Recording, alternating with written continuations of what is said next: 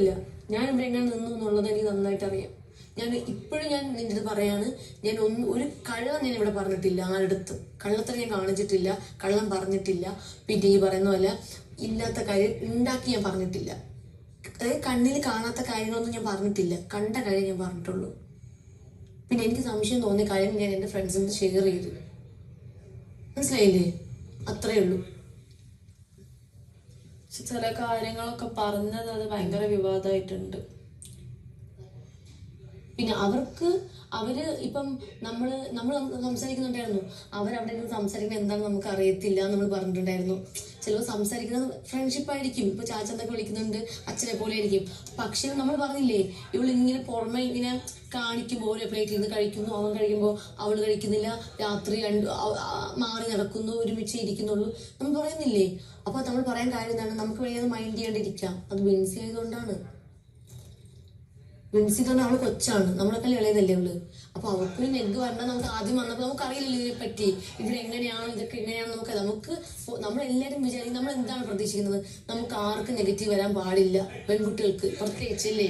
അപ്പൊ നമ്മൾ അത്ര കൂട്ടായിട്ട് നിൽക്കുന്ന ഒരു പെൺകുട്ടി, നമ്മുടെ കൂടെയുള്ള ബെൻസി പെട്ടെന്ന് നമ്മളെ വിട്ട് ആ ഒരു ഗ്യാങ്ങിലോട്ട് പോയപ്പോഴും നമുക്ക് വിഷമം ഉണ്ടായി. അപ്പോഴാണ് നമ്മൾ ചർച്ച ചെയ്യാൻ തുടങ്ങിയത്.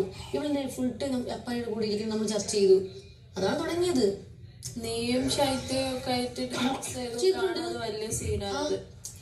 ശൈത്യം ഞാൻ ഡിസ്കസ് ചെയ്തിട്ട് നമ്മൾ ഡിസ്കസ് ചെയ്തിട്ടില്ലായിരുന്നോ? നമ്മൾ ചെയ്ത് അതല്ല, പക്ഷെ അത് പുറത്ത് ഭയങ്കര ഒരു പ്രശ്നം അയക്കുന്നത് നീ പറഞ്ഞതാ.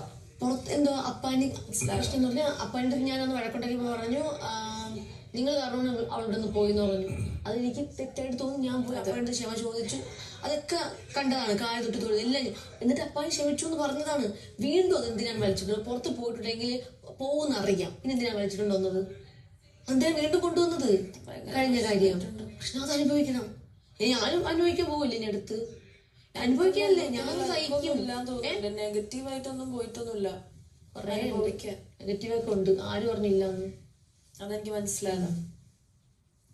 ഞാൻ തെറ്റ് ചെയ്തിട്ടുണ്ടെങ്കിൽ ഞാൻ അനുഭവിക്കും. തെറ്റ് ചെയ്തിട്ടുണ്ടെങ്കിൽ അതാണ് ഞാൻ നിന്റെ പറഞ്ഞത്. ഞാനിവിടെ അത്രയും കാണിച്ചിട്ടില്ല, പറഞ്ഞിട്ടില്ല. ഇല്ലാത്ത കാര്യം ഉണ്ടെങ്കിൽ പറഞ്ഞു. ആർക്കും ഞാൻ ഒരു നെഗറ്റീവ് ഇമേജ് ഉണ്ടാക്കി കൊടുക്കാൻ എനിക്ക് ഇഷ്ടമില്ല.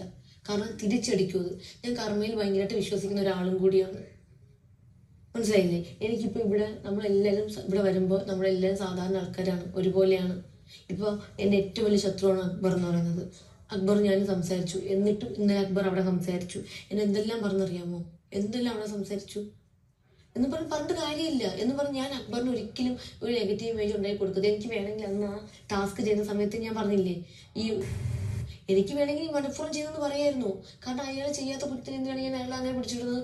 അയാൾ എന്നെ ചെയ്ത തെറ്റെന്ന് പറഞ്ഞ് എൻ്റെ ബാക്കിൽ വന്ന് നിന്ന് ഇടിച്ചു, എൻ്റെ മൂക്കടി.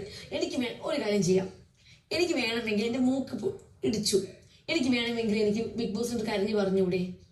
അയാൾ എൻ്റെ ബിഗ് ബോസ് പറഞ്ഞു ഞാൻ അടുത്തെങ്കിലും